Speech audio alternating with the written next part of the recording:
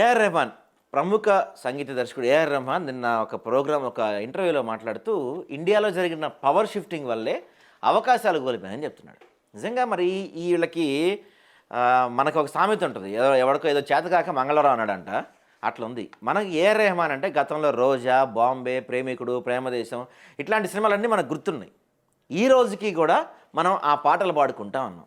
కానీ రీసెంట్గా AR Rahman music అన్ని చావా కానీ ఆ తర్వాత కొన్ని వచ్చిన సినిమాలు కానీ ఎవరికైనా గుర్తున్నాయా? ఎవరికి గుర్తులేవు. ఎందుకంటే మీలో విషయం తగ్గిపోయింది.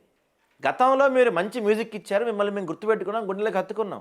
మీరు జై హో అని మ్యూజిక్ ఇచ్చినప్పుడు, తర్వాత వందే మాత్రం సాంగ్ పాడినప్పుడు ఈ రోజుకి ఈ నిమిషానికి కూడా ఇండియాలో ఇండిపెండెన్స్ డే, రిపబ్లిక్ డే రోజు అవే పాటలు పెట్టుకొని మేమందరం సంతోషిస్తాం, భావోద్వేగానికి ఫీల్ అవుతూ ఉంటాం. కానీ ఏ రోజు కూడా ఆ పాట పాడింది, ఆ పాటకి మ్యూజిక్ కంపోజ్ చేసిన ఒక ముస్లిమా, ఒక క్రిస్టియనా, ఒక హిందూ అని ఏ రోజు మేము ఆలోచించలేదు.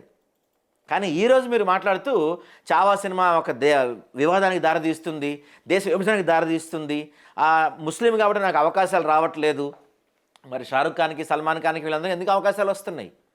మీకు ఆస్కార్ వస్తే అది ఇండియాకి ఆస్కార్ వచ్చిందని ఫీల్ అయ్యాం మేము. స్లమ్ డాగ్ మిలియనర్ సినిమాకి ఆస్కార్ వచ్చింది కానీ ఏఆర్ రెహమాన్ రాలేదని చెప్పి గతంలో ఆర్జీవీ మాట్లాడినప్పుడు కూడా మేమందరం మీకు బాసటగా నిలబడ్డాం.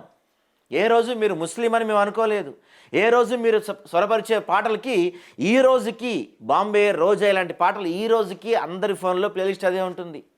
కానీ మీకు టాలెంట్ తగ్గిపోయి ఈ జనరేషన్తో పోటీ పడలేక, కొత్త విధానాలను అందిపుచ్చుకోలేక మీకు అవకాశాలు రాకపోతే దానికి మతం అడ్డం పెట్టుకొని మతం రంగు పులిమే ప్రయత్నం చేయకండి. నిజంగా ఎంత దౌర్భాగ్య స్థితిలో మనం ఉన్నామంటే, దేశంలో అత్యున్నత పురస్కారాలు లాంటివి ఎన్నో మీకు ఇచ్చారు.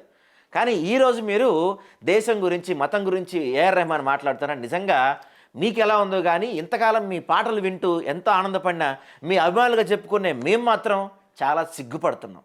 భారతదేశంలో మతానికి సంబంధించిన మ్యూజిక్ డైరెక్టర్లు ఎవరు ఉండరు. భారతదేశంలో మతానికి సంబంధించిన సినిమా హీరోలు ఎవరు ఉండరు.